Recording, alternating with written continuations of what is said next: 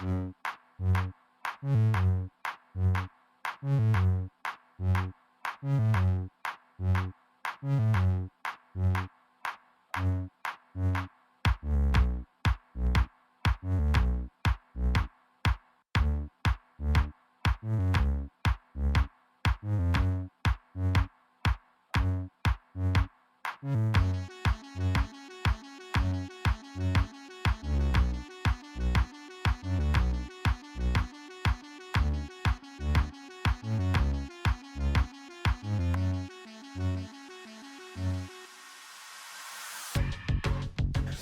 my god.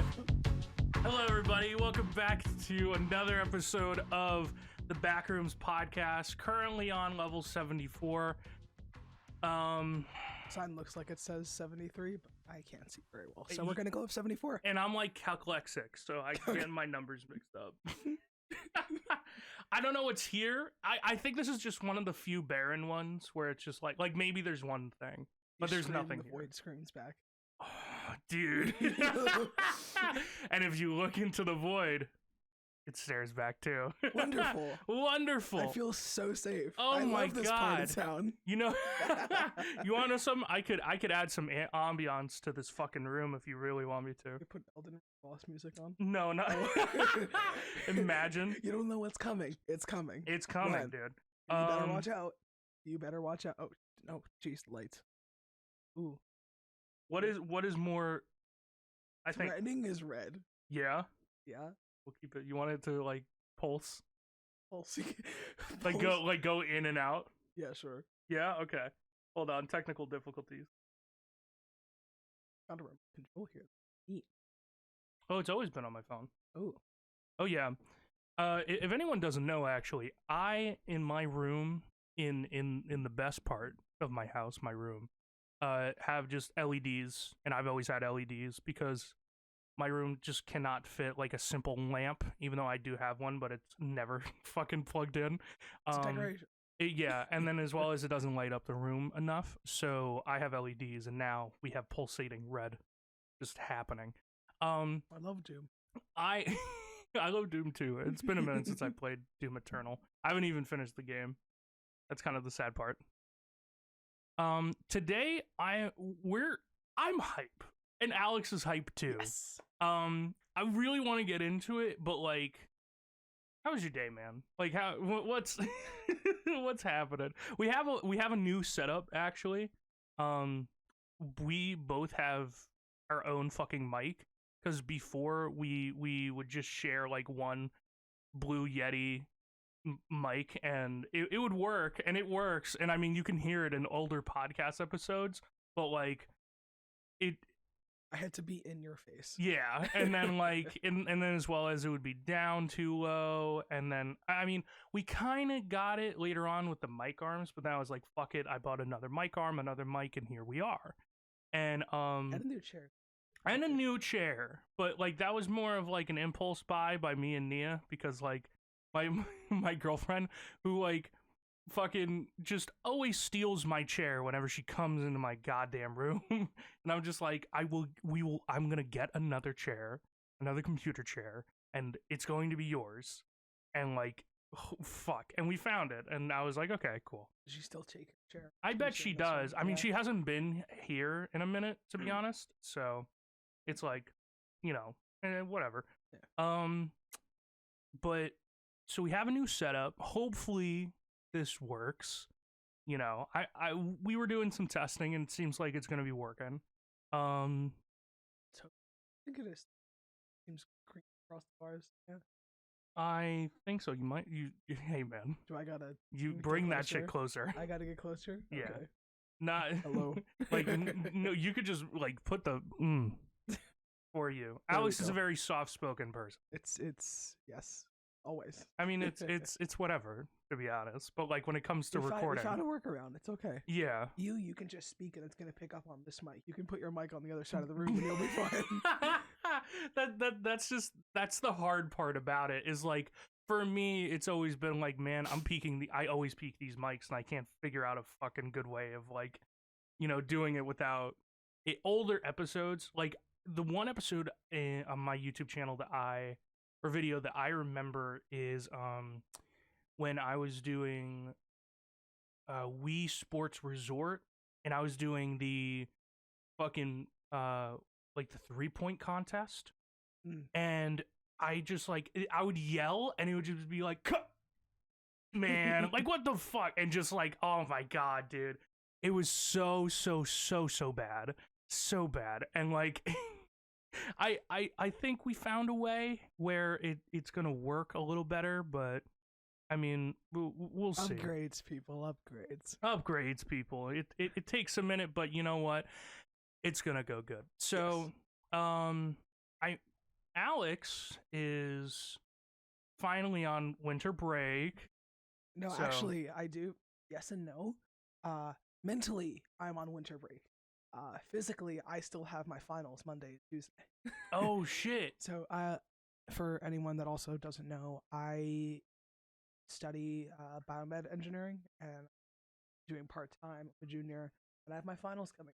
It's been a semester, I'll definitely say that much. But I've mentioned this to you, Benny, before. I'm also project manager for the prosthetics club, and we've already done some cool stuff, and this ties directly into my major, and I can't wait to start helping people out. Yeah, this is gonna be wonderful. Oh, cool. Who's asked for an augmented penis? Who has? I know someone probably has or thought about it. Google. Hey man, Google will tell you. Google will tell you. Hey man, I know a company called Bad Dragon that you can just slap that shit on your own schmeat. Let me tell you. Let me tell you. Sponsored by. Dude, that would be. Dude, that would be hype for the meme. But like, how the fuck am I gonna advertise on YouTube, bro? I mean, to be fair, Manscaped is like everywhere. Manscaped is everywhere. YouTubers also like fucking Pokemon challenges got a Manscaped fucking thing, and it's like Manscaped is not just like a beard trimmer, guys, as much as like they don't even advertise it as it. Manscaped is like a whole like it's a whole grooming everywhere. Like everywhere, and like they're not afraid of even just like joking about it too, and it's like that definitely catches people's attention. The thing is though, with those like YouTube advertisements or those groups that reach out to everybody, like NordVPN, Raid Shadow Legends, usually the larger their scope of people, the worse quality things are. At least that's what I've heard from that type of stuff. From in the beginning, reviews. Raid Shadow Legends, like as a ad, or as selling like their ads and whatnot was like pretty good for YouTubers. Yeah. And because of that, like people started to be like, oh yeah, we'll take Raid, and then Raid just like started going downhill because it's like, well, if more people are going to do it, then we don't have to pay them as, I mean, the money is probably still pretty good, and then depending on the YouTuber and the audience that you have and how like big it is, like it's probably going to be a lot better, or not a lot better, but it's going to be better. But like if you're still in the 10K, maybe 100K area of like on YouTube when it comes to subs, you're probably going to get like the same amount as like another YouTuber. Yeah. With like the same subs, who's probably doing like content like better or worse than you. I mean, depending, but like content's content. Anyone like, I'm surprised you're listening to this. Looks at camera. But how'd that get there? How'd that get? Oh, that was the one thing. Okay, so floor 74 is just one camera in the middle of it. Okay. some small square, and that's it. There's one small square. One tile set. Like literally, like the whole room. It's just 4 walls with a fucking elevator in the middle of it and one camera, and we don't even know if it's rolling. I always assume it's on. Always assume. But speaking also of, yes, pretty soon, I say pretty soon, but in the near future, our friend Tammy, who has been on the podcast before, is cooking something up for us. I don't want to really say like what's happening, but like It's hype. It's hype. It's Me and so hype. Alex have like put in our own ideas about it, which we still have a Google Doc if you still want to add more to it. I definitely need to add more. But like hopefully sooner or later, maybe somewhere in the beginning of like next year, right? We'll have something new for you guys. But until then, like fucking I can't wait for that. It's gonna be great. I'll say. It's gonna be great. I'm already. We know what Tammy does. Tammy do what Tammy do. Tammy do what Tammy do, and like, it's awesome. Yeah. Speaking about hype shit, I think it's time. It's Open the floodgates. open the floodgates. Wait, hold on. I think this is the shortest time we've ever like gone with like just like faffing about in the beginning. How much time is it? It's literally been like about like 10-15 minutes. Normally, normally it's literally like an hour. It's like half an hour of us doing like just talking about bullshit, and then it's like, oh yeah, here's the topic. Yeah. So today's topic, Alex, if you want to say it. Yes. Because yeah. So, in lieu of recent events with Warframe and some conversations I've had with Benny, we'll be talking about the two of the most mysterious and both understood and misunderstood concepts.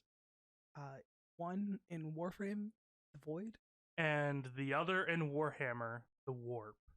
Like Alex was saying, we were having a bunch of conversations about the Void and the Warp, and I just realized like how similar it really is, both of them. And like Warhammer has been a thing for a minute.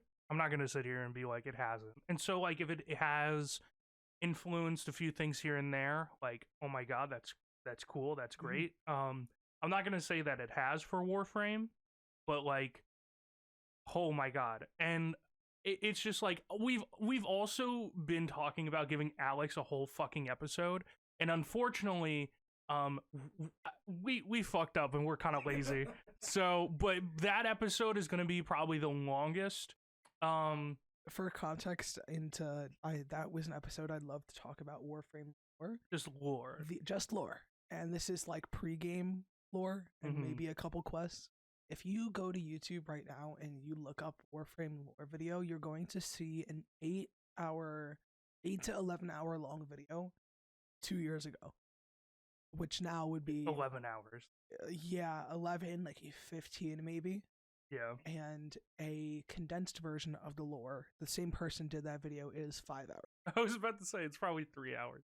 3 hours long. Man, that's some fucking like Call of Duty zombies type shit.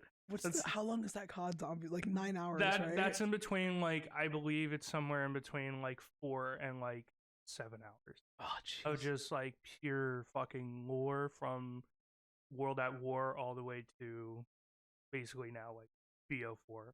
Yeah. Or whenever the fuck they stopped. That's another conversation. Supremacy, that's all. Yeah. I mean, and Alex says that it's 11 hours, but like, hey guys, Warhammer's probably like triple that amount in general. Just in general, I want you to know the Horus Heresy, which like I think I explained a little bit too. Well, the books are made by a company called Black Library. It's a company, or that's where they put it, so that like you can buy the books and also get like audiobooks, I believe. But no. They're just called Warhammer 40K and then like whatever. Okay. Right. So like Warhammer 40K, the Infinite and the Divine, which like if you haven't read it at all or know about it, like go and read it. It's basically a very funny buddy cop book about Trajan the Infinite and Orican the Diviner. Basically two old Necron guys who one of them sees the future and the other one only cares about the past. And it's pretty fucking funny, to be honest. But the Horus Heresy itself, like just that, is 11 fucking books. over 300 pages each. Oh wow. Yeah, like that's just the Horus Heresy, which is like for humans, to be honest, like one of the most important fucking things out there. When it comes to like all factions, people argue whether or not like the Horus Heresy is the most important thing, and I have to say like it's definitely the war in heaven, which we'll get to in a little bit. Um, and like stuff, and because that really leads to other stuff like later on and whatnot. But regardless, it's Warframe time. Finally. Finally. So, if anyone listening does play Warframe or you don't, you follow along with what's going on or not, no problem. Recently, December 13th was the most recent mainline update. Thank you. Sorry. No, you're fine. December 13th was the most recent mainline update for Warframe called Whispers in the Walls. And this was teased at TennoCon, which is Comic-Con, but just for Warframe. That was actually in person this year after COVID. We saw about 2-3 minutes of it, as well as a bit of gameplay. And just the hype around it was nuts. It was... Yeah, I you wish were I could telling have me. been there in person. Yeah. But, of course, as soon as the quest dropped, I downloaded it, and I went basically offline for that entire day. Mm-hmm. I had to give you a warning, and as well as the other people we play, like Apex with or whatnot, I was like, you're not going to hear from me today. Mm-hmm. Just, I'm okay, leave a message. Oh, yeah, very true. That quest... I have food, I'm hydrated. I don't even know if I was hydrated. I had a cup of coffee. Just a cup for the whole fucking 8-hour thing you were playing? I don't want to... Legally. No, if anyone doesn't know, Alex is a fiend when it comes to caffeine. No. As he goes to his Venti Grande, whatever the fuck from Dunkin'. Venti Grande shaken espresso with caramel and sprinkles. And less ice. Excuse me. So the last mainline quest that we got was the new war, and I played this quest, and you saw me playing a bit of it, Benny, when I was staying here over the summer, I believe. Mm-hmm. And that quest, when they said it was 8 hours, they were not joking. It was 8 hours, and it was a masterpiece. It really was. Every second, the tension, the ambiance to enemies, the enemies to friends, the friends to enemies, all the lore that ties into it.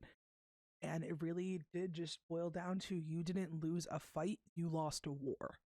And what are the consequences of that? How are you going to survive? Now, the Whispers on the Wall picks up relatively after the quest, after the society and the solar system is being rebuilt following a alien extinction event almost. That nearly wiped out the entire solar system and the sun itself. Oh, what the fuck? Yeah, Ballas, he essentially created his own army and was hellbent on just consuming the sun. And we stopped him. Really? Yes, we stopped him with his own device. I'm losing the name. It's a special helmet that when people put it on, they see an ideal version of what they want. And he put them on every single person he could, forcefully, of course, to just serve him. Now, when Ballas put the helmet on, he saw his wife, Nata, and that's all he ever wanted. He wanted her back, but she was killed. And isn't that mom? Nata is the OG mom, I guess you could say.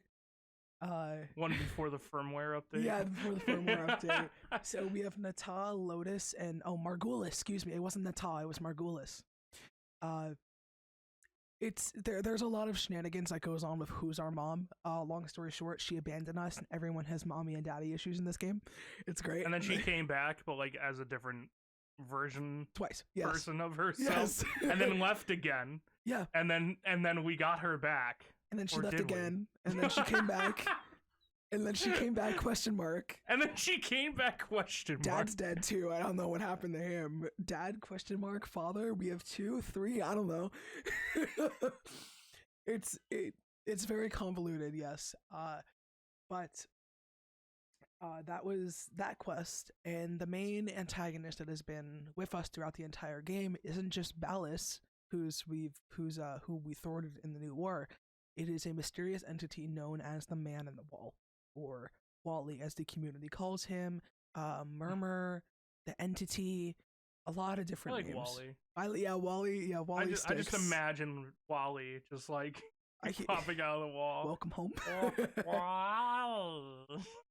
And then you just get punched in the face. That's all it is. And so we'll say Wally. Now, Wally is what we believe to be the void itself, almost, or a entity of the void in its purest concept. And the void itself is just that. It is a space and time. It is a concept. It is something physical. It is everything outside and in between. So when you say entity, like, is it a? Do you mean like a different being? Do you mean like a god? Like, I believe, I'd say personally, Wally seems to be beyond a god, in the sense that it is, again, as I said, a concept. Something so powerful that we can't even fathom its reaches, but we also don't know if it's friendly or an enemy right now. It's helped us in the new war, and in the new war, spoilers, Wally was the reason we were able to bridge timelines between our self that received a warframe and our self that didn't, and connected those two timelines and caused the Drifter and Operator to meet. And like this whole fucking time paradox bullshit. Yeah, and the void is also known as the Untime. The Untime. Yes. Now, to go back to Whispers in the Walls, the Whispers in the Walls introduced a figure known as Albernac Entrati, who was the main researcher into the void. He founded the void in a way, and founded this device known as the Wall of Lock to essentially keep open the material plane, us, and the void itself, so that they're interconnected, and is able to keep it running. The void, it's interesting, actually. Let me find. Yeah. So I have the wiki pulled up in front of me just because I have goldfish brain and I need to actually remember this. So, quoting directly from the wiki, the void, also known as the Untime, is a mysterious realm of extra-dimensional space where the laws of physics hold little sway, and the source of many mysterious phenomena, as well as the origin of the Tenno. The void is a source of argon crystals and is guaranteed to drop relic. It is the main source of communication between a series of planets. Thank you. And it serves as a main environment for the void itself. Now, little information there. It's a very. Yeah, I'm trying to fix the mic. I know. Yeah, I can't see very well either, so I have to move everything. Normally, if I had actual vision, I'd be able to see. Anyway, now, the Whispers in the Walls. You follow along Lloyd, who is who we believe to be the partner of Albernac Entrati, who sent Albernac back in. Now, the reason Albernac was sent back in time is because he was being pursued by the same entity, Wally, that was with us. This entity, now we know, that has been around for as long as time itself, and has been specifically pursuing different individuals and is essentially on a hunt for Albernac. Now, Wally in itself is also a threat to us because they take on the form of our doppelganger and continuously mock and harass us, trying to get us to make deals with it and do whatever, really do its bidding. Tenno are powerful, yes, but against something that is merely a concept, do. Well, if you're the Necrons, you break it into pieces, and then you Pokeball it, and then you use those pieces to power all your shit.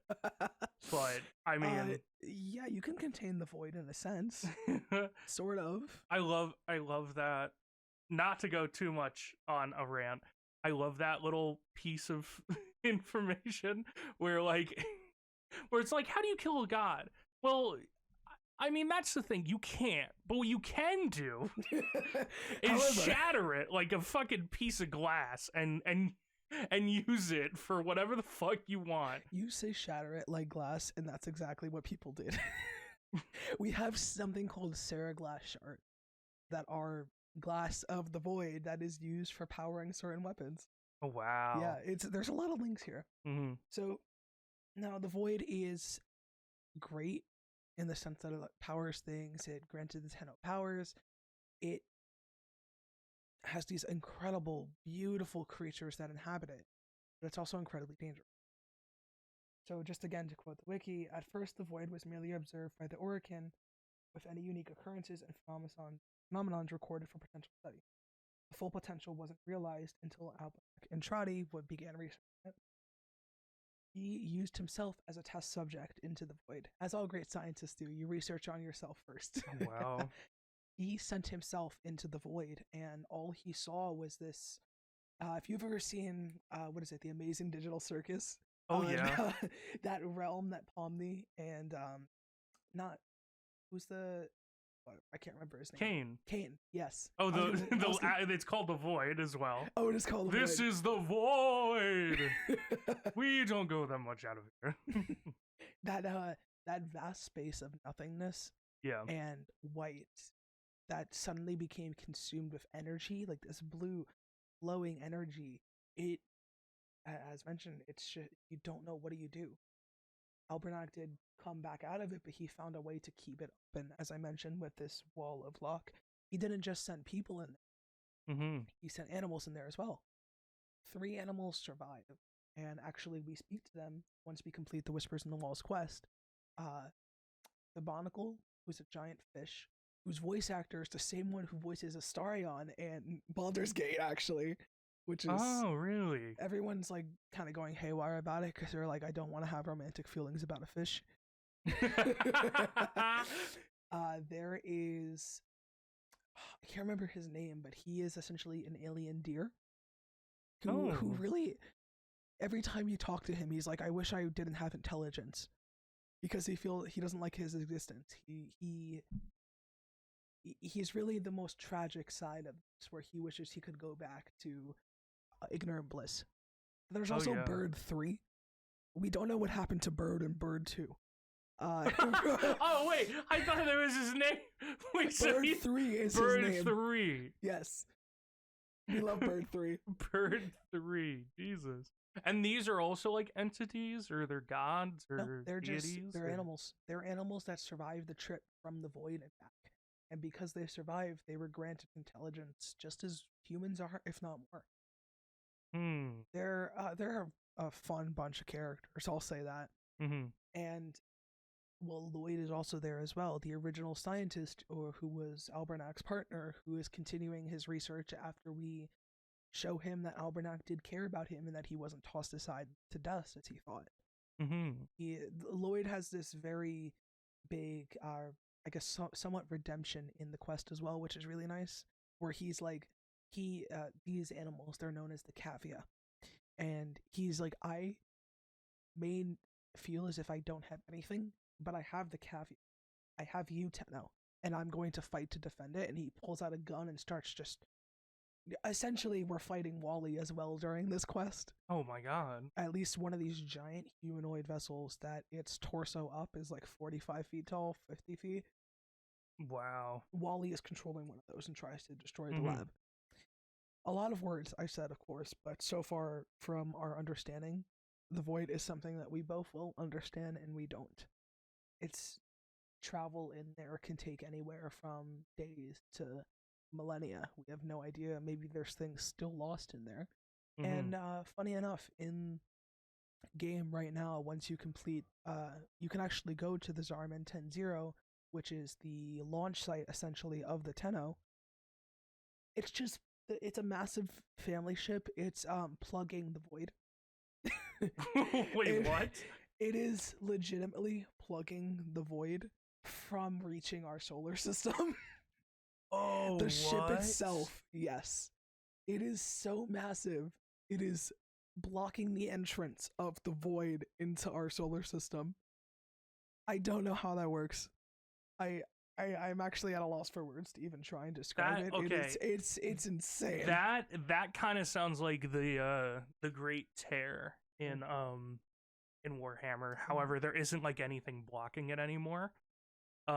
So uh basically when like the Eldar, right, started murder fucking and then they murder fuck There's no other way to put it. I mean you could say like, oh, it wasn't just that, blah blah blah, yada yada, but it's basically what fucking happened, and like we're just going to move on from it because they then made a new chaos god called Slaanesh.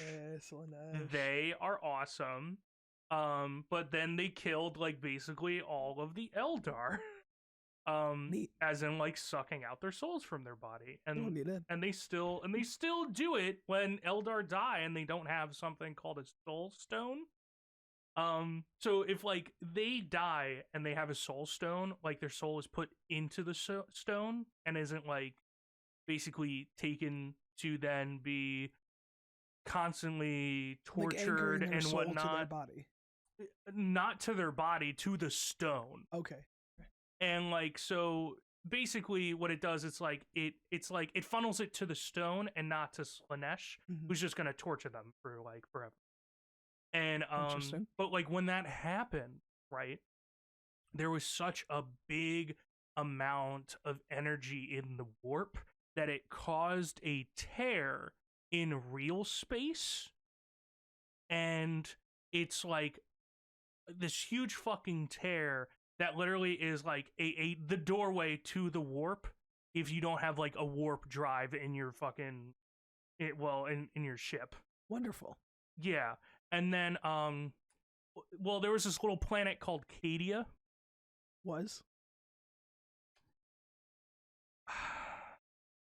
Yeah, it was. The thing is, it was there like since basically the beginning of like the tear. Oh, neat. And for the longest time until recently, the guardsmen who were there defended Cadia 24/7 from entities of the warp, and did it pretty fucking well, to be honest.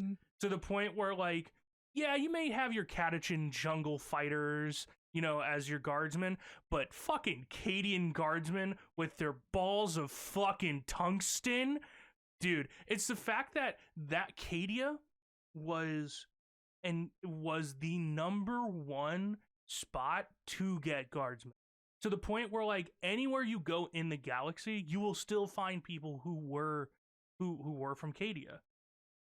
And then there was this thing called the 13th Black Crusade, where this guy named Abaddon basically was getting thwarted, and he basically had a little bit of a temper tantrum and threw a ship into Cadia the size of a planet, and it fucking destroyed it. Meanwhile, these pylons that were Necron pylons were also like actually closing the warp up. You close the warp. There's, not to get too much into it, there's this stuff called Blackstone that actually nullifies warp energy. And so these Blackstone pylons, when turned on, actually like started closing the warp. And so Abaddon realized this, and he was like, fuck it, man, and like flipped the fucking virtual table that was Cadia of like the game that they were playing, and like just destroyed Cadia. And then now, because there's nothing closing the warp opened again, and even wider this time too. So it sounds like that, but they actually were successful in at least closing it. It wasn't even intentionally trying to close it. The ship just, after hundreds of thousands of years, managed to find its way back to the solar system.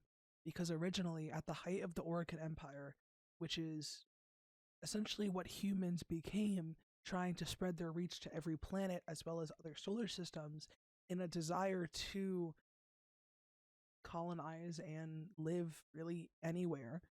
Mm-hmm. They sent a ship into the void with thousands of families.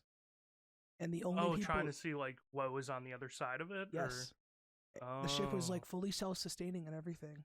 And the only people to survive were the children who had to kill their parents who had gone mad with the void energy. oh, that's right. And then like, don't they become the Warframes that we know Yes, now? they become the Yeah. Tenno who Margulis, who was Balas's wife, took pity on. They blind the children, not knowing how to use their void powers, blinded Margulis, and she still loved them. Balas didn't like that Margulis was taking pity on these children, and I believe sold her out essentially to the higher Orican entities. Balas is also the creator of the Warframes. So when Balas was creating the Warframes, he wanted to show them to the Orican Empire. The Mm-hmm. Warframes went mad and killed them all. Yeah, they just slaughtered everything, dude. Damn. It was nuts. And because of that, they found out that the Tenno are able to actually control the Warframes and calm them down. Because the Warframes are not robots, they were people. They Mm. were DAC soldiers, high ranking Orican soldiers, who were forcefully subjected to a sentient bioplague that turned them into what they are. A sentient The bioplague. infested, yes. Oh, the infested. Yes. Oh shit. Yeah. Oh shit. Yeah. So I need to keep moving this mic around. So what an interesting thing that the Void is able to do in game that we saw in the Zarman 10-0 and with the new faction known as the Holdfasts, where they are the last survivors of Zarman 10-0, who honestly at this point are really just ghosts. Mm-hmm. They don't even seem to have like fully physical bodies. They just seem to be conducting their duties and helping us as Tenno. Now, again, I'm quoting directly from the wiki because I can. One especially noteworthy aspect of the Void is its interaction with aspects of consciousness. In essence, through the power of the Void, thoughts, memories, emotions, and even concepts can manifest into physical things. The unique reaction is referred to as conceptual embodiment. One of those creatures that can be created from the Void is a Void Angel. These are twisted monstrosities of people that are just pure void energy that only seek to consume and destroy. And one of the survivors of the Zarman 10-0, who we actually get to meet, she's turned into a void angel and we need to fight her. And we actually, essentially, literally and metaphorically dig her grave. Wow. It was a very touching scene where Mm-hmm. we set up a little altar for her as well, because she was one of the last survivors. And of course, excuse me, moving on a bit from lore, is there anything that's something the warp is able to do as well, like that conceptual embodiment to create things, or is it just a space? Well, yeah, because that's literally how like, well, that's literally how every single chaos god comes to being. But the thing about the warp is that it's everything. It's your emotion, it's your soul, right? So like the thing is like why Slanesh is born is because like the Eldar are so intertwined with like warp because they're also psychers, which get their powers from the warp. Okay. Oh my god, excuse me, sorry. They also get their powers from the warp because they're psychers, right? So and then they die with such like high emotion and such high spirit that like it then swells up the warp and the warp can't really do anything besides be like fuck it, like we have all this energy, like let's just make something, you know. It's how like going back to what I was saying before about this thing called the war in heaven. The war in heaven happened because long ago, before me, you, before the world, our as we know earth becomes earth or whatnot, 65, 80 million years ago or whatnot, Oh wow. Okay. in a different part of our galaxy, the Necron tier were a thing. And this was before they're soulless robots. This race was basically sandblasted with radiation so fucking hard in the ass that, like, even when they got off planet, their genes made them live for only 30 years max. Oh, wow. So it was so bad. And, like, I'm not going to explain the whole fucking Necron backstory, but long story short, they went to these other beings called the Old Ones, who are lizard folk who, like, raise up, you know, small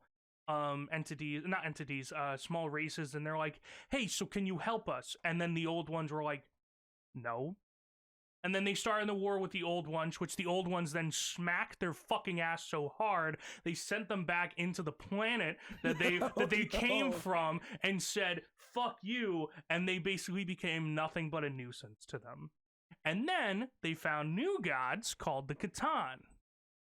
And the Catan are these star gods, basically. And what these star gods are like is they're like, hey, so we're hungry.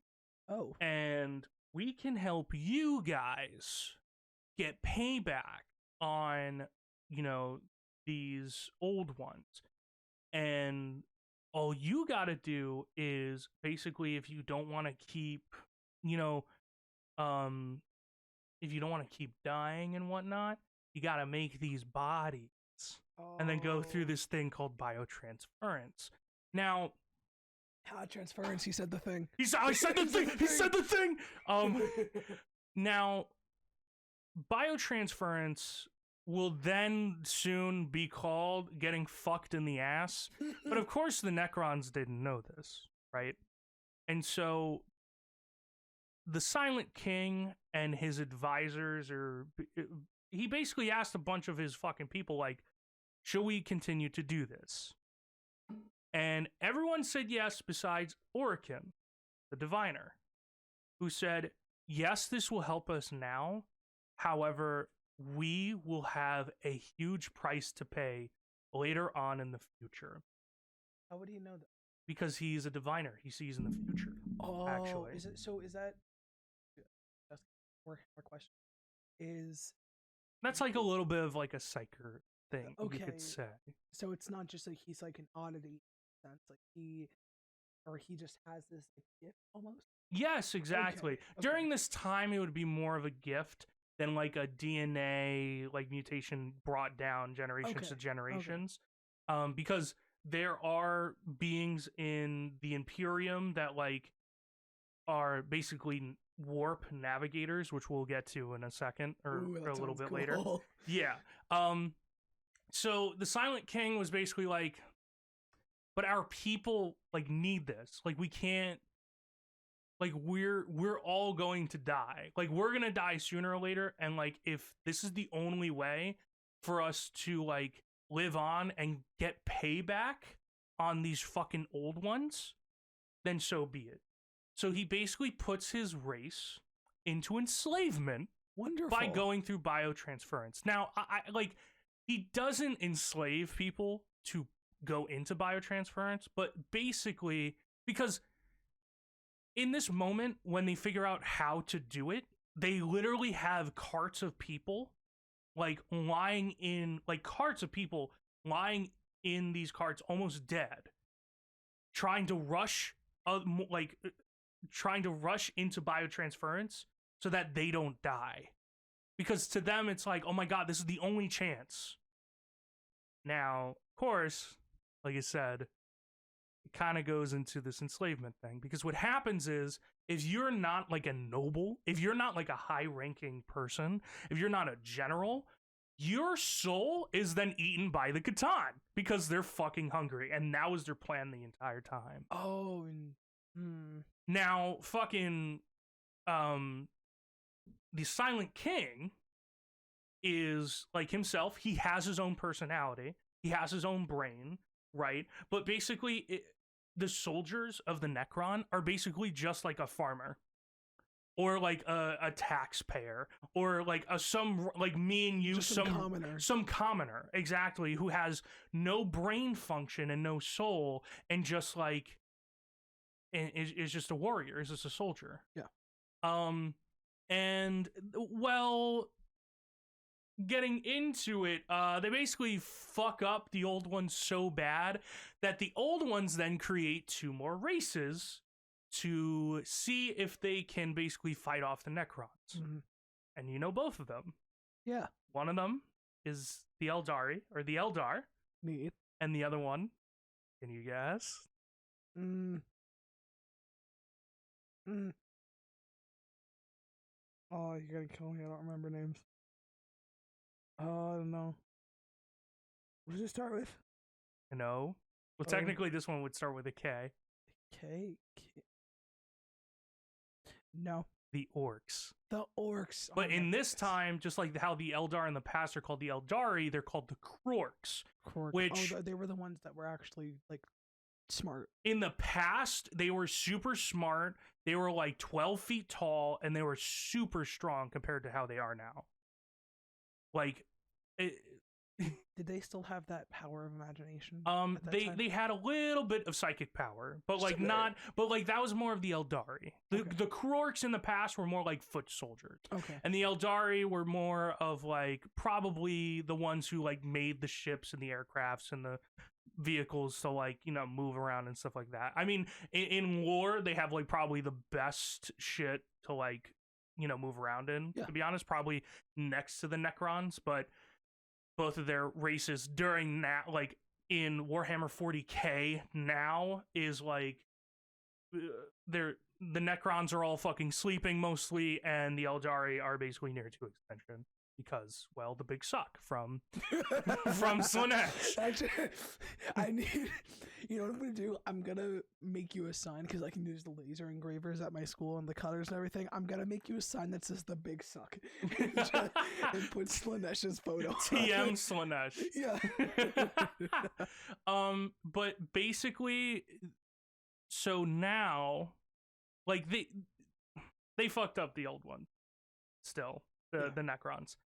To a point where now, like, all the old ones are either dead or not in our galaxy anymore. They have no horse in any race right now. At all. Yeah. But the thing is, the Silent King, knowing what the fucking the Catan did, was really biding his time until the very end, where he took his whole Necron force and turned against the Catan, which, if you haven't been listening to the beginning of this fucking podcast, slapped them fools as well and started enslaving them. You know that one thing where which is fucking awesome. But yes, there's that one meme where the guy, it was like an old Vine, I think, where he like, oh, you want to fight? And the small one picks up the other small one, then they just slap the guy. yeah, That's yeah, exactly basically. what it is. Now that altogether was called the War in Heaven, because all of that, okay, fighting the Necrons, becoming who they are now, to fighting the old ones, and then fighting the Catan. Now, with all this war and bloodshed, going back to the point, it's like, well, what does this have to do with the warp? Yeah. All those souls dying and going to the warp made the warp expand. And because it was all about war, fighting, and all that, created probably one of the oldest chaos gods, known as Khorne. Okay. The blood god, who has the skull throne and is memed about being called cornflakes. Like, your legacy is blood, torment, and genocide. Not torment. Called. Oh, torment's a different one? No, because Okay. that's fucking Slaanesh. Oh, okay. I need to... Yes. Yes. Blood, war, violence, cornflakes. Well, it's blood for the blood god, skulls for the skull throne, milk for the cornflakes. You know, follow for Kellogg. Yeah, just cereal. Oh my god. All of our antagonists are cereal. All of them are cereal. And then probably the second oldest is probably a tie between Nurgle and Tzeentch. Nurgle was the plague. Grandfather Nurgle, who Papa loves Nurgle. you. Papa Nurgle, who loves you. like actually I have to say, out of all the chaos gods, he probably does love you the most. He actually does love them. Like he does. He's basically the god of like plagues and like what is it called, stagnation, you know. And then Tzeentch is the god of change, which I haven't heard much about Tzeentch. Tzeentch is like the closest thing in 40k that you could really get to like fucking Loki.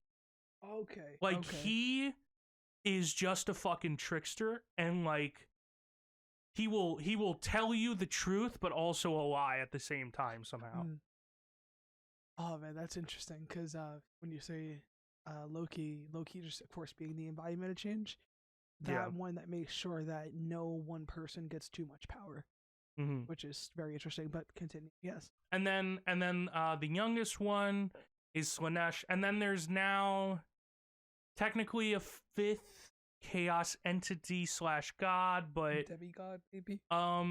There's something happening with licensing. I don't know how. Oh, so this isn't like in game. This is like out of game type of thing. I don't. It's weird. It's weird. So all I'm gonna say is that there's four chaos gods, chaos entities, chaos forces that have their own little area in the warp, and I don't know how the void in Warframe is like seen or shown, but like in the warp, it's before the chaos gods. It was like how old in the olden days, before we knew that the world was round and whatnot, how people saw like the ocean and how they drew it on maps with like with like sea monsters and stuff like that. Yeah. It was dangerous, but like it was unknown dangerous. Like no one knew like what was going on in there, and so basically people's imaginations would like run wild. There was a little bit of that. And then when Khorne, Tzeentch, Nurgle, and now Slaanesh started coming through, and a bunch more souls and a bunch more energy went to the warp, it started to expand more. And now, basically, the warp is like Camden, New Jersey. Wonderful. And like, yeah. Camden, Detroit. Oh, yeah, Camden, Detroit, all of Chicago. Like, the warp is not a good fucking place. The 4 nations of New Jersey. The 4 nations of New Jersey? What do you mean? No, like the 4, like the what is it? I know, you know, we gotta put like a death bottle with like the 4 corners. We got like Florida here, Trent, Camden, Detroit. Oh my god. But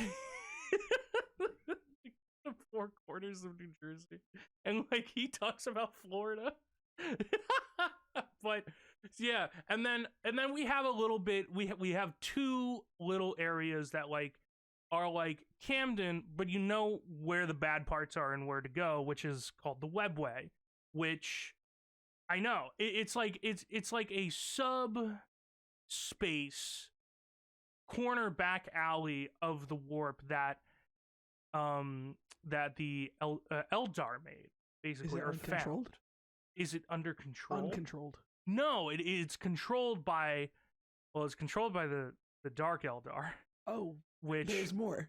The Dark Eldar, well, so they kind of figured out how they could like deal with Slaanesh. They were like, well, why don't we do Slaaneshi things, and then Slaanesh won't take our souls. So the whole joke is you don't want to be taken by the Dark Eldar. Because if you are taken by the Drukhari, is what they're called, they don't kill you. Oh, they torture you for years. Oh. Because that's what like satiates Slaanesh. And like they do horrific things to you. And then they make you into a couch.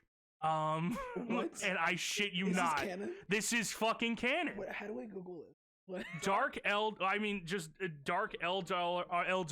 Warhammer 40k what they will do to you. I guess you could say they will torture you for years. They will extend your life because like the Eldar, right?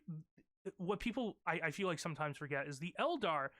They knew their life before Slanesh was perfect, which is why they went to stagnation and started doing like all sus shit to each other because they had enough food.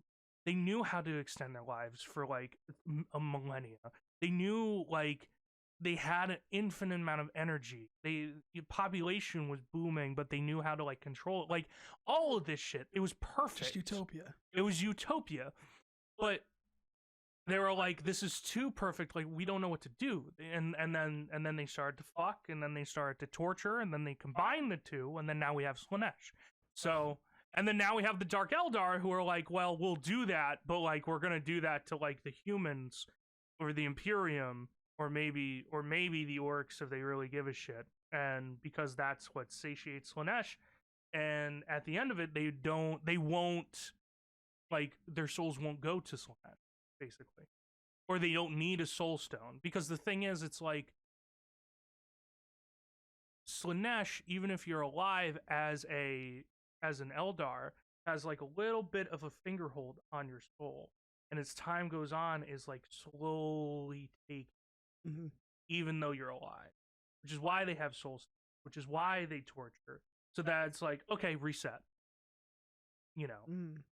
That's not fun. And no, it's not. That sounds they literally awful. all of the Drukhari's fucking like weapons, they don't kill. They knock out to take you to then torture. Yikes. Yeah. Jeez. Ew. Okay. Yeah, it's not like we stated before, Warhammer, it gets worse. Like it gets worse. Don't worry, it's worse. Yeah, it's worse. Oh, ew. Okay. Now like I said before, right, you would think like, oh, but like blood god, right, there's blood in it, like how does that not satiate, right, Khorne, which satiates Slanesh? Because as Bricky actually had put it well, who was talking about this before, Bricky, one of the hosts for Adeptus Ridiculous, who talks a bunch of like the ridiculous shit in Warhammer, Slanesh would very much have like would rather have like two people who and torture them for like 40 years, while like Khorne would very much rather have like 40 people who die in about like 2 minutes. Like Khorne is not a man of like drawing things out. No, he doesn't like long distance shit. He'd rather you get hard in the fucking paint meleeing someone to the fucking ends of it. And like as long as like blood runneth, he's like, yeah, fuck it. To the point where like there is a group of orcs in Khorne's section of the warp that like he like likes actually and is amused because they just keep fighting like Khorne demons. And like he likes them so much that when they die, he just revives them to then fight the Khorne demons again. And forever. And the orcs fucking love it because they're orcs. They just like to crump. They just like to fight. He's just like, yeah, man. Like, yeah, you go. Yeah, I believe the orc war boss is like something demon killer or Tuska demon killer. I shit you not. And he's just in the warp having fun with his fucking boys. So that's awesome. I love that for him. Yeah. There's a whole joke where like if orcs had souls, like 100% they would devote their shit to the Khorne. They don't have souls? No, they're fungus. Oh, right. Yeah. Orcs are fungus, so they don't have souls. Fungus. Okay. So like if they die, their spores are spread and then they just spawn more, and like they don't have souls that go into the warp. Yeah. All right, that's fair. What? I propose we take all the orcs and put them in the warp. That's dangerous. No. Oh, that's so dangerous, actually. Can they just like spread as much as the warp does? Yeah. Oh, that's the whole hard part about so if we were to go with like the biggest like armies in Warhammer, it's like Tyranids orcs than us. Oh, okay. Yeah, and the whole reason is because, like I said, if you kill an orc, its spores spread, and then like in 20 years, it spawns more orcs. So like you can't like kill them because more of them are gonna come and spawn from it, and it's just like you you, you can't really do anything with orcs. Orcs are like the most like if they were smarter, and even Bricky said this, if they were smarter and they all banded together, no one would be able to stop the fucking orcs. You could. You could not. Not just numbers, but also if they actually knew how to properly use that power of imagination, they could just take everything over. Well, that's okay. The thing about the power of imagination, and this is the funny part, is the only reason why it's so good is because they're so fucking dumb. Okay. That's the only thing. That's like if they were smarter, it wouldn't work. Because they would understand like how shit works. We need a whole podcast episode of you hearing all the orc stories. Because like Alex said before, he's an engineer, and I just want you to just he's an engineer. I just want you to like hear the crazy stupid shit that makes no sense, like engineering wise and logic wise and in general. Oh, please, I'll just like I gotta keep like a sin tally or something, and like as we're doing this, a little bit. I love words. Okay. Infinite and the Divine in this book, it fucking happens, right? Trazen and Orican, they fucking are flying in their ship, and then all of a sudden a fucking orc ship comes and punctures through their ship, and orcs start running about in the ship. Okay. And like are trying to like find where they are, or trying to steal shit, because like, ooh, shiny, I'm a fucking orc. Yeah. And I forget who's asked. I think it's Oregon. Oregon's like, Trazen, do orcs have lugs? Trazen's like, yeah, why? and Oregon's like, can they breathe? because they're fucking Necrons. They don't need to breathe. Their whole ship doesn't have air. So the orcs are just running about without air. But you want to know something? They believe that air's in the ship, so they're not fucking dying. Because of the power of imagination. And literally Tracy's just like, and he just shuts the fuck up because you can't explain them. How does that work? You can't explain them. It's the power of imagination. That's all. Oh my god. They just believe that the ship had air. That's it.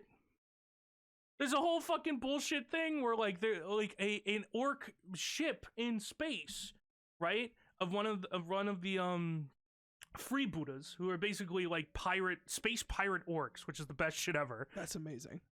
It is like some shit happens with their thrusters, and then another orc ship comes alongside of them to like go on and like help them like refuel or whatnot. And then like the orc ship that went on the side of them, right? They see that the other orcs don't have like spacesuits, and they're out in space. And one of them says, "Hey lads, why don't you have spacesuits on? Don't you know we can't survive in space?" And all the orcs on the other side instantly fucking die in the vacuum of space. Oh my god.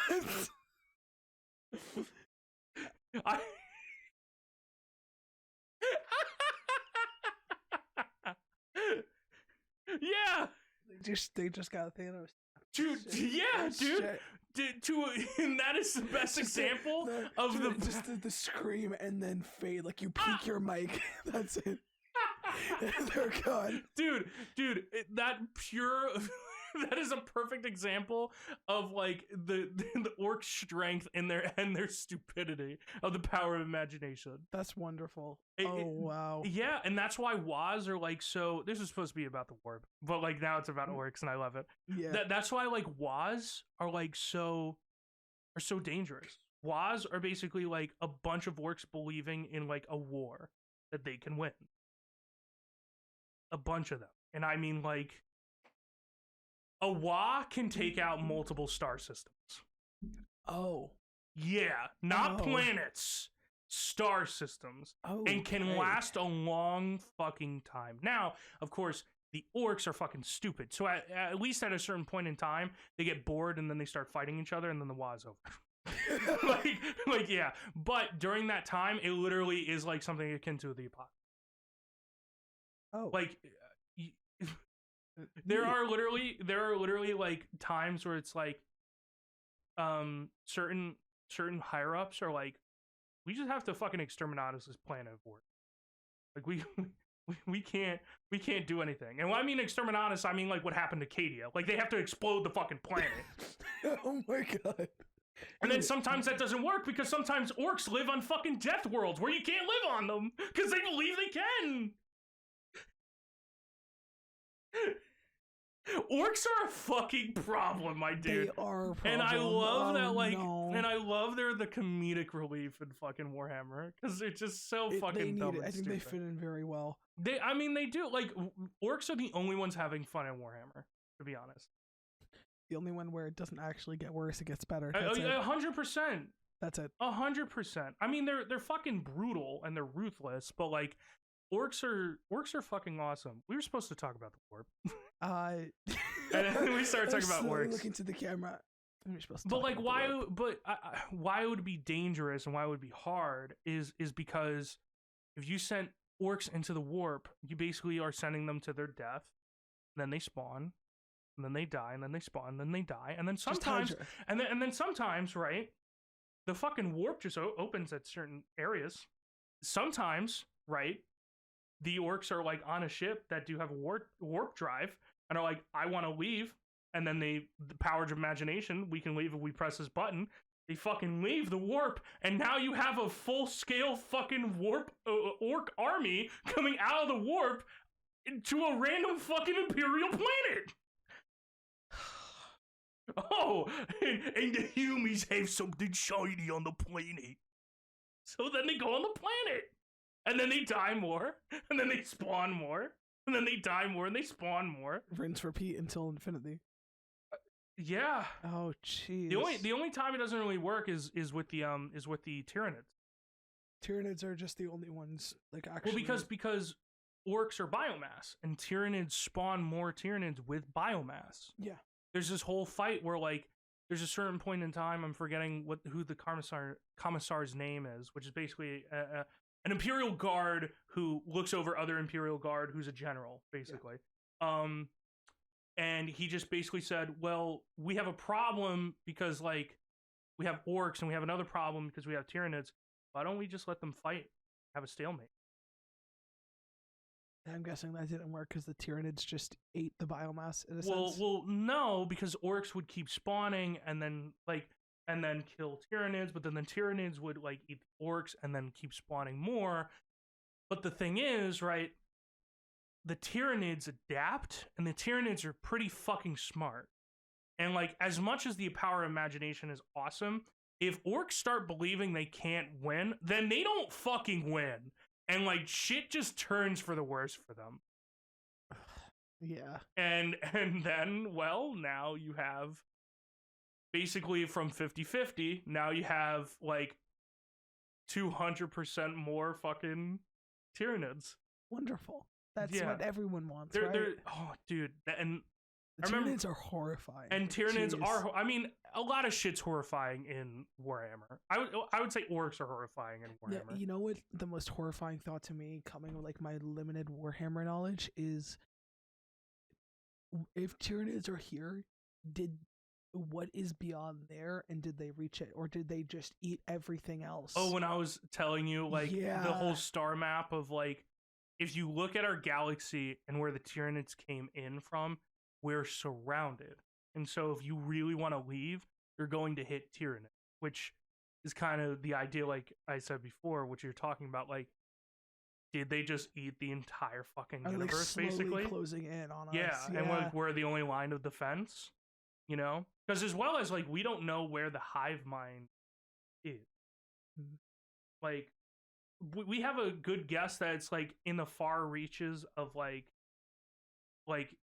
of how, what is it called? Like, deep space, basically, like, past our galaxy and probably, like, past Andromeda or some shit. you know? But like we have no idea. The unknown more horrifying than the known. Oh yeah, which is why like the warp and the void are so like I would say scary because like we know nothing about Nurgle's dimension. The only thing we know about Korn's dimension is that he has a throne of skulls next to him by Karn the Betrayer, made by Karn the Betrayer, who is a Chaos Space Marine, Huh. and made by him, as in he's gotten. That is how many skulls that Karn has gotten for specifically Korn. Okay. It's a lot, my dude. Millions of skulls to make a skull throne next to him. Neat. That's the only thing we know about Korn's thing, and no one knows about Zinch. Zinch is just, who knows? Like Zinch, all like a lot of what Zinch has is just bird shit. Just like it's a lot of like bird looking like things. Yeah. So like that's all that we know.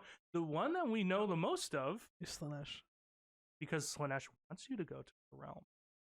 That's the one with the different layers that draw you in. Different right? layers, yeah. The layers of like the first one is I believe you're on an island and you have to no. The first one is like there's a feast and like you basically eat and eat and eat until you can't eat no more and you basically like die because of your own fat. But then you realize like you're eating like the flesh of like people who were there. Oh. And then like the second one is you start to swim. And I believe it's like if you eaten too much, you then sink to the bottom and drown and you can't swim no more. Oh. It leads all the way to the only one that isn't bad is the second to last one, where it's just like you did it. There's no like bad thing or outcome or whatnot. It's like you finally get like a hero's welcome back home from like everyone, and you finish your mission in Slaanesh's dimension. Yeah, there's nothing bad. Like I'm serious. There's nothing bad. There's no bad outcome. It's not like you get depressed or anything like that. It's literally like you completed the mission. It's you are granted how would you say satisfaction. That's it. Okay. And the last one is Slaanesh themselves. And the only thing that we know is the sight of Slaanesh is so unbearable, so unbelievable, so incomprehensible that you are turned to stone. Huh. Okay. And then is the fairway out? Would you like get to that second last? You wanted to turn back, or you just stuck there? I mean, if you wanted to turn back, yeah, but like, why? You're satisfied with the game, right? Like you did it. Yeah. You know.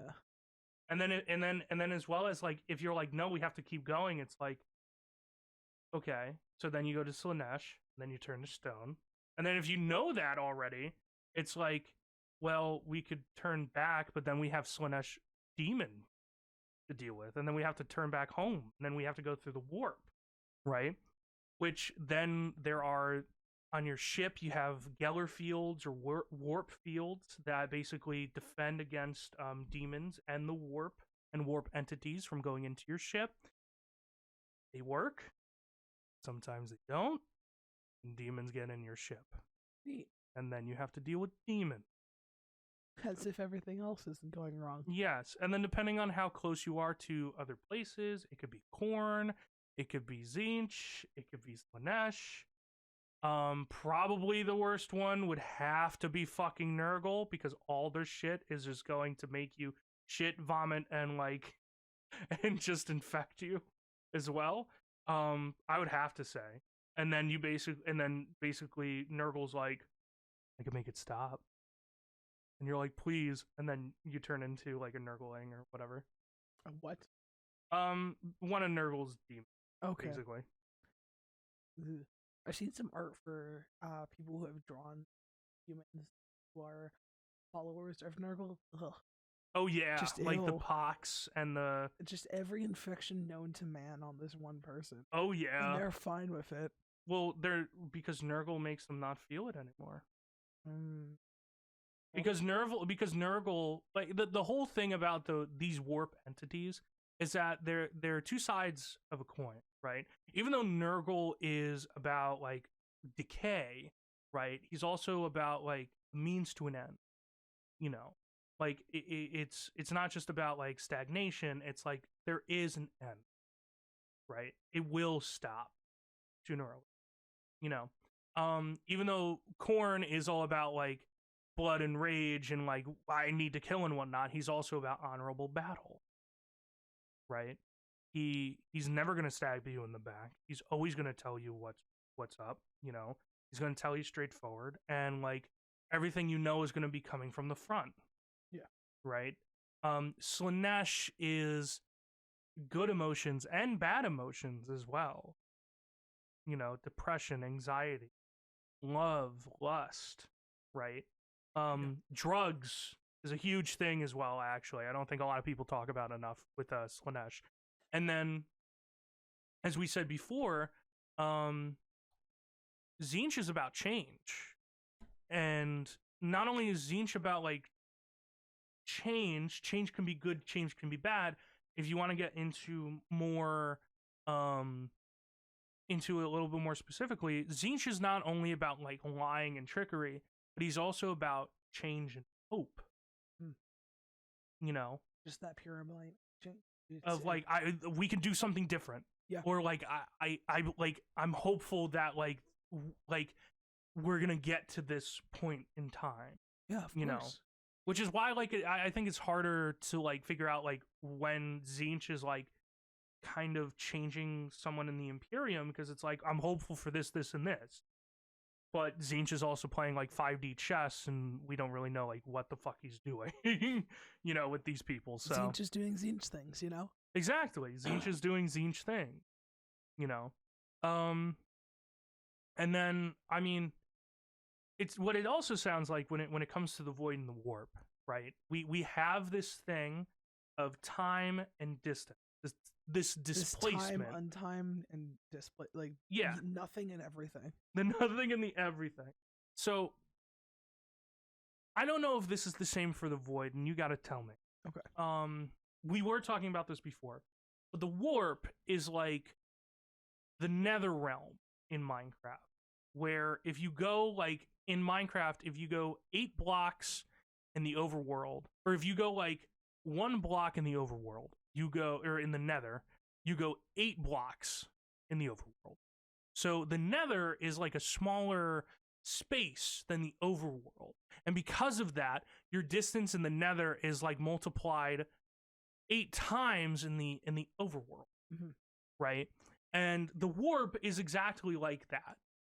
If which is like so weird, because it's like it's weird and not, because like this place that no one fucking wants to go to, that like is like so dangerous and whatnot. People, the Imperium, use it on a daily basis to go from planet to planet because it's efficient, and there's no like there's no like close to the speed of light type of movement besides just that. Yeah. You know, of course, like you might have like ships that can go fast if planets are close enough, right?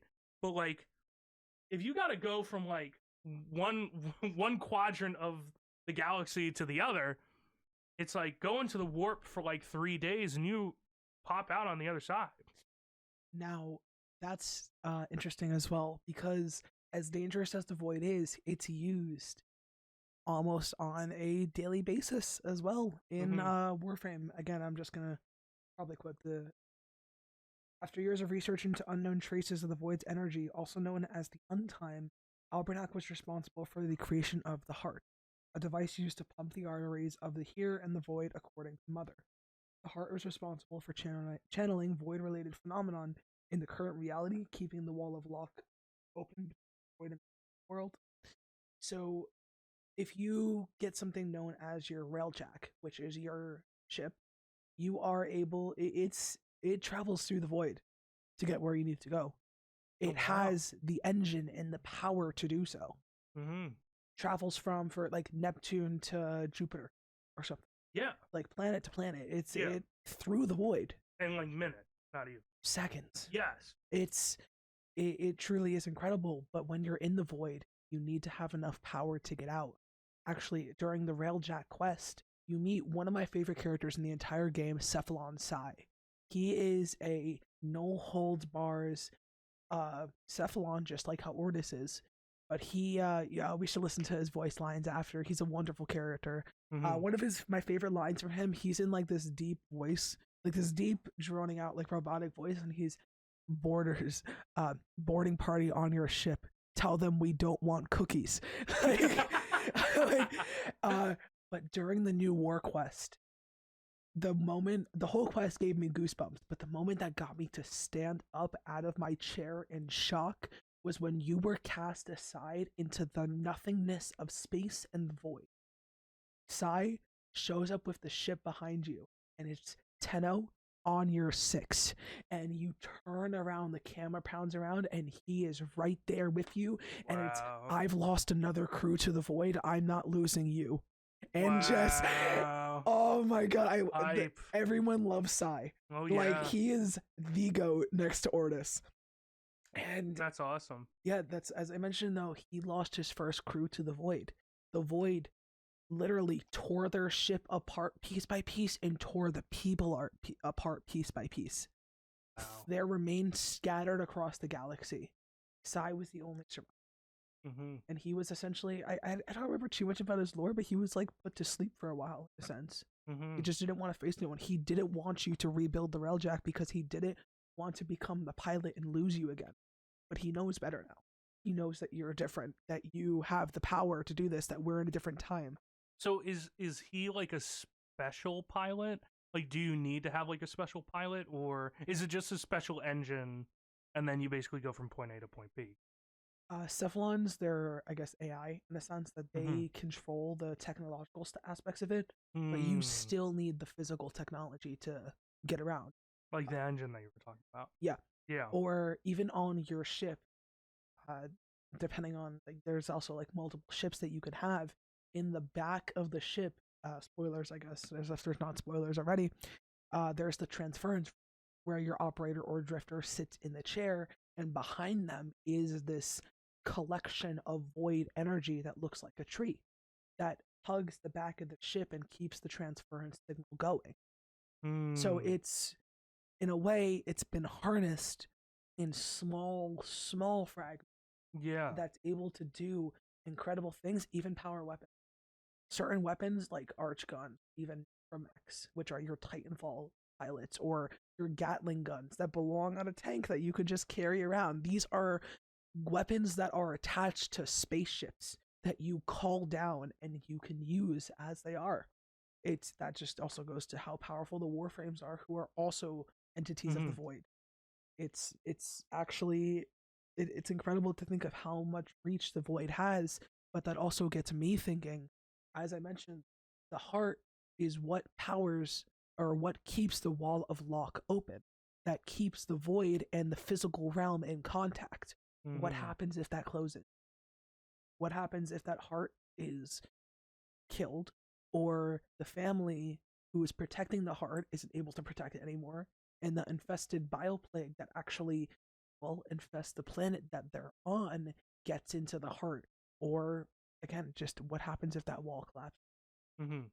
But then is all transference cut? Does every single thing in this solar system stagnate? I was reading the wiki entries and I'm like, yeah, that's yikes. Yeah. That's like, Oh whoa. yeah. And that actually, again, well, gets me thinking as well. Maybe that's what the man in the wall is after. Maybe he wants control over everything, or maybe he just wants. He also seems to be just an entity of change. Or maybe he's hiding something in the void, and he wants to stop people from going through it. Maybe we don't know. You know. He's been a mystery for you. Mm-hmm. Like, I mean, since the game's inception, he'd been following us since the beginning. It's Mm. horrifying to think about. But we actually came face to face with him multiple times during the quest, and even after the quest, when you're able to go back into the missions in the lab, you can actually fight him. And I was speaking to you about this in the car, actually, where you fight a murmur or a reflection of him almost. Fragment. And a fragment, yes. Yeah. And he takes on, normally he takes on the form of your operator or drifter. He does that and also takes on your warframe and just starts casting abilities. Yeah. I was telling you, I got stunlocked and I died. Yeah. Like, instantly. And then after that, you figured out how to do it, and then you started fighting him for fucking 10 minutes straight. Yes. And it was fun, though, because that actually, I'm max level in game. I have just about everything, if not everything that I need. Everything is, like, maxed out. I don't really pay attention to meta too much. I just do what I think is fun. But the weapons are still powerful. My artillery is great. And I was like, you said it best, finally a worthy opponent. Our battle will be legendary. And that was some of the most fun I've had in game for a while, until the last quest that released, like, New War. Yeah. And I'm just, man, this is fun. And I finished it, I'm like, we go again. It was great. I ask about that navigator because before, like I said, in the Imperium, Yeah. right? As time went on and as, like, well, there were warp storms and whatnot, but after the whole Slanesh thing fucking happened, psychers and psychic ability and like a psychic gene, quote unquote, started happening more and more in human as time went on, to the point where well, like I said, psychers became a thing, which are basically magic wielders who use the warp to their advantage to cast fire or to use magic. Yeah. But, like, the dangerous thing about it is you have to have a really good mental, because if you don't have a really good mental, what happens is, well, sometimes like I said, if you stare back into the warp starts to stare back, and maybe you go a little bit insane and cause a warp fissure to spawn a bunch of fucking demons on a ship. You say exactly that. And to go back to that concept of conceptual embodiment in the void, it is recommended when you travel through it that you are sound of mind, body, and spirit, because your mind, if you get scared, it's going to latch onto that and create those entities. Yeah. And it's going to create, you are going to die. Yeah. It's very similar. I'm wondering if the devs actually took, well, I'm almost sure they took inspiration from Warhammer for a lot of different things. Warhammer is a very huge thing that has been around for so fucking long.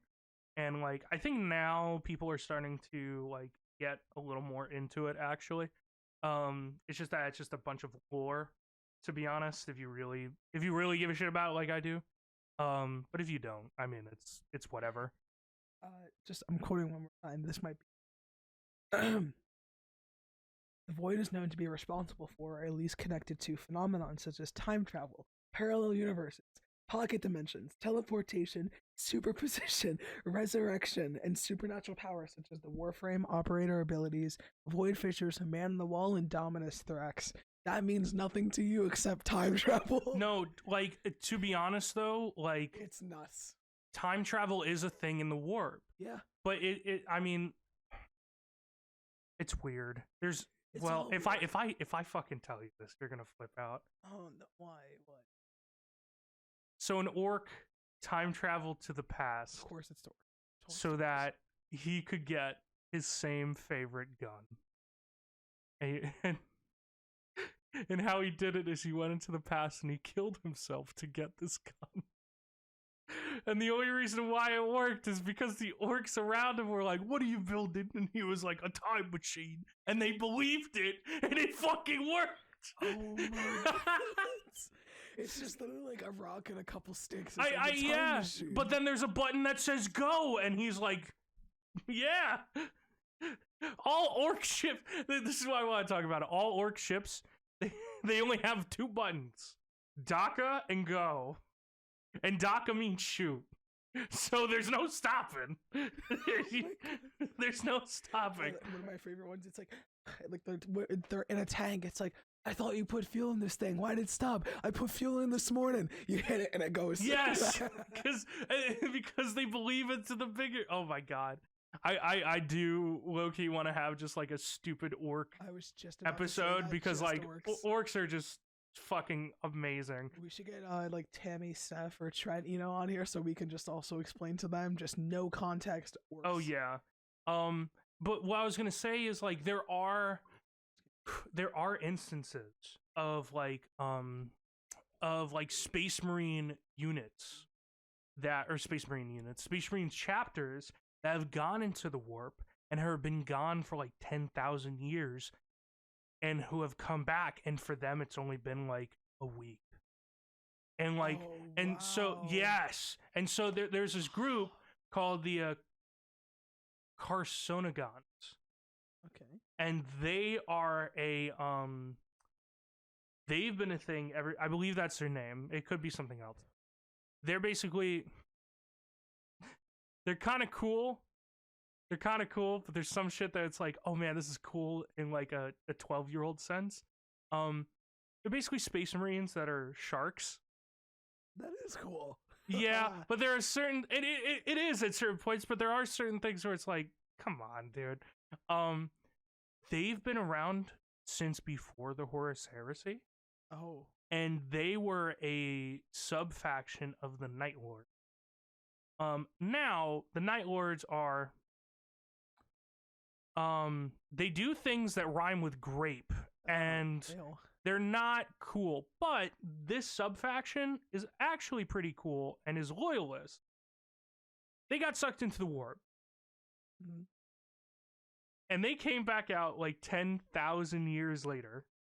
The whole faction. Yeah. They're not like a planet-based faction. They're a fleet-based. So they're only like Korean and Mass Effect. Yeah, fleets. They're just fleets.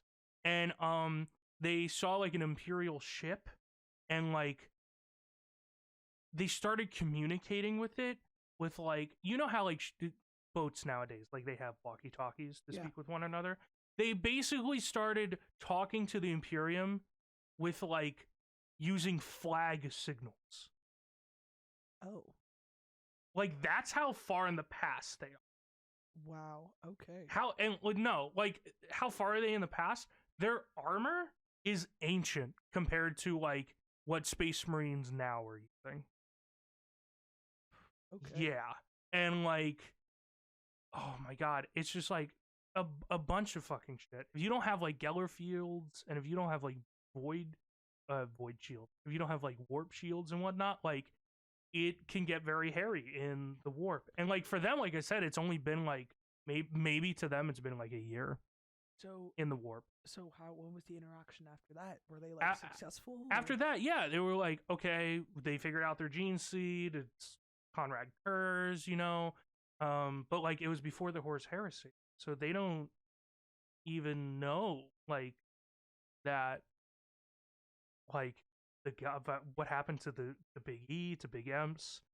They don't know what happened to Horus. They didn't even know that Conrad Kurz fucking died from an assassination. Like they didn't know any of this shit yet. But like they were like, okay, yeah, we'll just do our own thing basically. And they're just kind of still to this day they're still to this day doing whatever. There are a bunch of like sub factions from like main ones. Like there are the Lamenters, who are if I'm not mistaken, they're a sub faction of the Vulcans thing. I'm forgetting what they're called. Oh man. The Salamanders. Yes. Salamanders. Yeah, who are like the best boys when it comes to Space Marines. And they're basically like, hey, so your mom and dad and your dog died, and like you're trying to do things that are cool, but like everyone thinks you're sus. So yeah. Oh, sorry, no. They're not a sub-faction of they're sub-faction of the Blood Angels. Oh, the Blood Angels. Yeah, and why they're so sus is because they were one of the few, because their faction, they basically went to Adeptus Mechanicus and were like, can you fix like the black rage in us? And they did for a short time, and then it came back. And like, do you remember the Black Plague or the Black Rage? Sorry. Isn't that the one where they just like completely black out and just when they fight?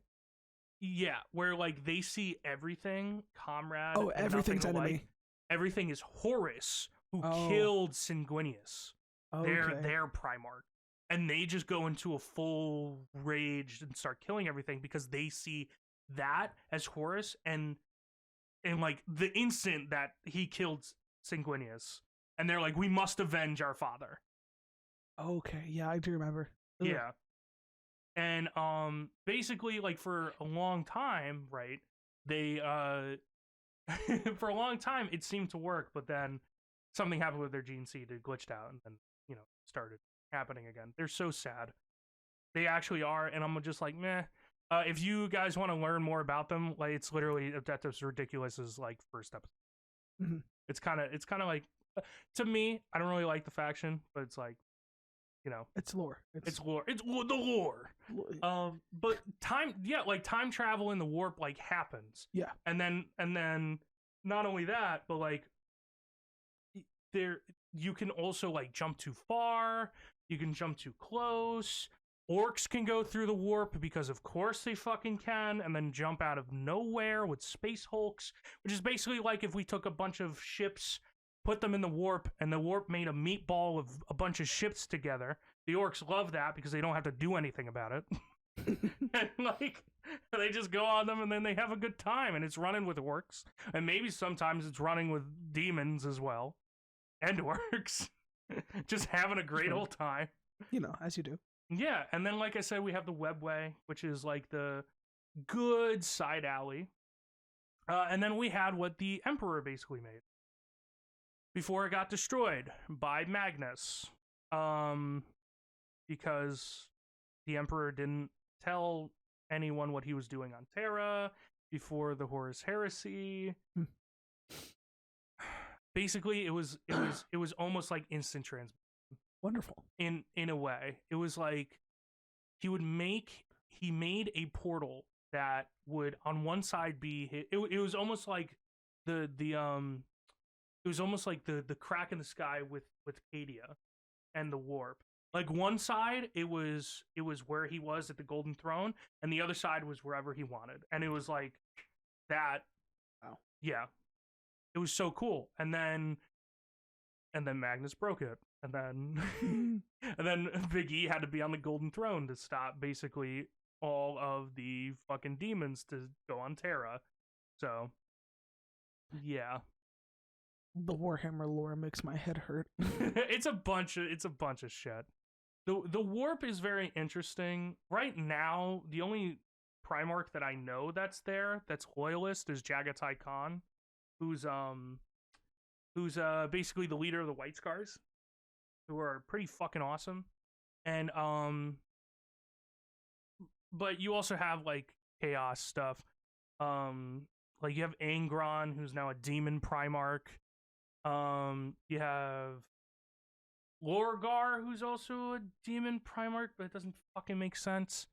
Because he never wanted to be a demon Primarch. Yeah. I mean, the warp is a very scary place. I believe actually it's hinted as well in the beginning of Darktide. Like that's how the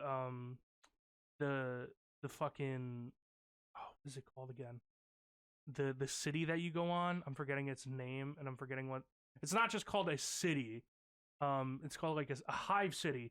Like what happened is someone like people went through the warp and the shields failed, and then now like Nurgle like seeped into the ship, and like now it's like all through the fucking hive city. Yeah, it's a good day. It's an average day in Warhammer. Yeah, if you're chaos, I guess.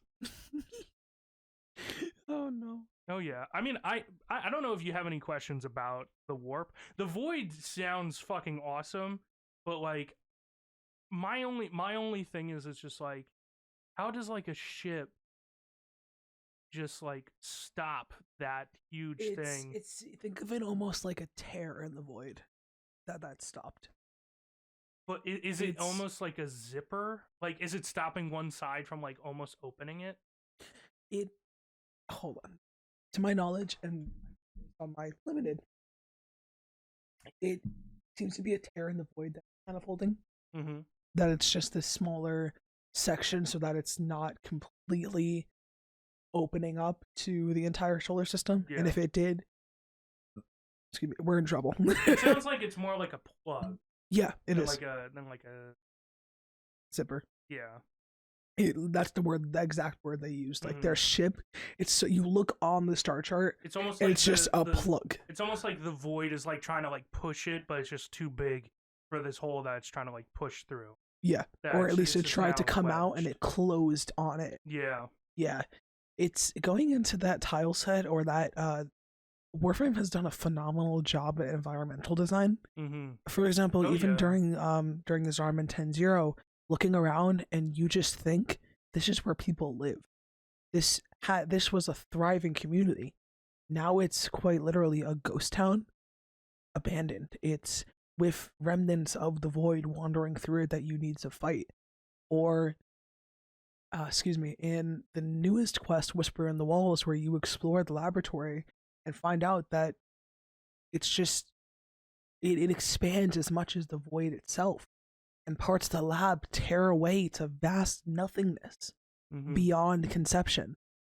And I just sat there and I'm staring at this design, and it's gorgeous. Rebecca Ford is the new creative director for the game. She was the community manager, I believe. Steve Sinclair, who was the CEO, moved on to develop Soulframe, which also looks gorgeous. It's going to be Digital Extremes, their new game, Yeah. free to play, with a similar but dissimilar concept to Warframe, where you are able to quell animals and use them to help you fight.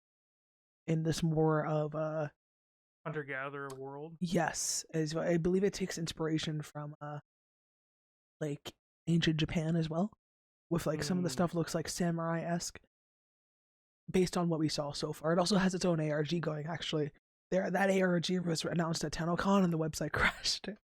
I tried to go on the website and it just did not work. Oh my god. But hundreds of thousands of people clearly dedicated to Warframe, to Digital Extremes, to Soulframe. It's really wonderful to see. It's genuinely one of, if not the best video game community I've ever been a part of, and Yeah. I'm proud to say I am. This is the same community that raised over $1 million to donate to cancer every year, or the same company that also had a fundraiser to send one person to space so they can become a space ninja. Oh wow. That's the meme. The ninjas play free. Mm-hmm. Yeah, they sent them to space. That's wonderful. I don't remember any updates after that. Hopefully they didn't get lost in the void. Or the warp at this point. I'm not too sure. But, you know. Yeah. Great game. Great series for both. Well, great series for Warhammer. Great game for Warhammer. Well, I don't know if I could say the same about Warhammer's community, but that sounds awesome. Do you have any questions about the warp and or any last minute things about Warhammer? Last minute things. I think if I wanted to look into anything, I'm probably just where would I start if I want? I guess learn more about Warhammer. I mean, I'm guessing Bricky. I would say Adeptus Ridiculous is pretty good when it comes to condensing a lot of shit. Because the thing is, right, as much as Warhammer lore is battles, who the fuck really gives a shit? Because we should really be talking about the crazy shit that a lot of these characters can do. Because most of the crazy shit is the interesting stuff, Yeah. to be honest. If you want to read the books, if you want to, see a bunch of stuff, you can. If you want to look up stuff on, like, the wikis, you can too, but, like, I mean, it's whatever. And, like, when it comes to lore, you're talking about games, books, like, a bunch of shit. Yeah. And as well as codexes that, like, come with, like, your actual armies that you get, like custodians and whatnot. Which also reminds me, and this is what, this is what King was saying, how during when the emperor had to go and fight Horus, he sent a militia of custodians to go into the war and fight demons to help his best friend Malkador to sit on the golden throne, and they didn't lose any fucking custodians. Custodians, if I have to really say it, are probably like either runner up or really fighting whether or not they are the good boys of Warhammer, because they are actually good, to be honest. They like will they kill an Eldar child? Yes. But to be fair, fucking Vulcan did it too. So like who's really the bad guy? Who's really the bad guy here? However, Vulcan did have like a hard time after when like fucking Conrad Kurz was like, see, there's no difference between you and I. And it's like Joker moment.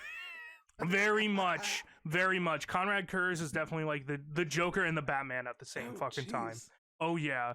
I mean, when it comes to lore, look up the shit that you want to look up. Yeah. And like just like roll with it. Like for you, I would say Sanguinius and the Blood Angels. How'd you know? To be honest. And I'm not even gonna lie, like Conrad Kurz as well. Because Conrad Kurz, like story, him as a character is so fucking interesting. Because he really is like, his character is so sad, and it's actually very interesting because a lot of the shit that he does could have been good, and there's just something fucking wrong with him. Now, to be fair, he's fucking evil. He's evil. He's done evil shit. He's done really bad stuff, and no one should fucking apologize for it. And there are people who are Conrad Kurz apologists, and it's like, no. You can be wrong, you know that. No, like they are wrong. Like, Yeah. No, like he's fucking Everyone's bad. entitled to their own opinion, even if you're wrong. But they're wrong. Yeah. But they're just wrong in general. Yeah. But I mean, yeah, for you, I would say Blood Angels. For me, like I love the fucking Custodians, and I also love Vulcan and the Salamanders because they're both like really good. However, we both know that the Necron supremacy is coming, so supremacy. I would really like to talk about Adeptus Mechanicus, but like Adeptus Mechanicus is just like, I was actually looking at the video on Adeptus Ridiculous of the Mechanicus, and it's just, I fucking love it because it truly is like, they're hypocritical, and I love it. But they also have body horror, and I didn't know I didn't like body horror until I saw it. And yeah, it's dude, there are literally like 5 images that Shy used where it's just like several fucking tubes going down a guy's like throat in his mouth. Oh yeah. My God, ew. Yeah. Oh my God. No me gusta. Oh my God, throw up. Don't even. Yeah, it's really bad. Mix that with like monks and whatnot, but they're pretty cool, to be honest. But I mean, that's what I would say. Just look up what you want to fucking look up, and then as like if you're trying to like buy something, like buy what you want to paint first. If you're trying to actually like buy an army or just buy something specific, yeah, and just go hog wild with it, because like you should do something that you like first versus like, oh fuck, like who gives a shit about a meta? I was gonna say the same thing about Warframe, actually. If you wanted to pick up the game, there's literally no harm to it. It's free, and it's always going to be free. Same thing with Soulframe that's coming out soon. You don't need to pay attention to meta. Just do what you think is fun. Make sure you have a good time, because at the end of the day, that's what an entertainment is for you to have fun. Mm-hmm. And I think that's it. Yeah, I think we're good for today. Oh yeah. Void screamed back a little bit, but that's better than nothing, I guess. Oh man. Well, my name is Do Like a BKJ on YouTube. You can find me there, and that's all I really have for now. You're watching this still, and I'm surprised. Hopefully this is, well, I'll cut this down to like an hour and like 40 minutes maybe. Something, I don't know. That's fine. Two-parter? Yeah, two-parter. No, I won't do that, to be honest. I'll listen to this whole fucking episode, Loki. That's fair. And then Alex, do you have anything else to share or whatnot? Or Honestly, I'm just glad to be here. I had a wonderful time. It's good to be back, baby. and maybe next episode we'll talk more about Warframe. You got 8 hours? I mean, alrighty. See ya.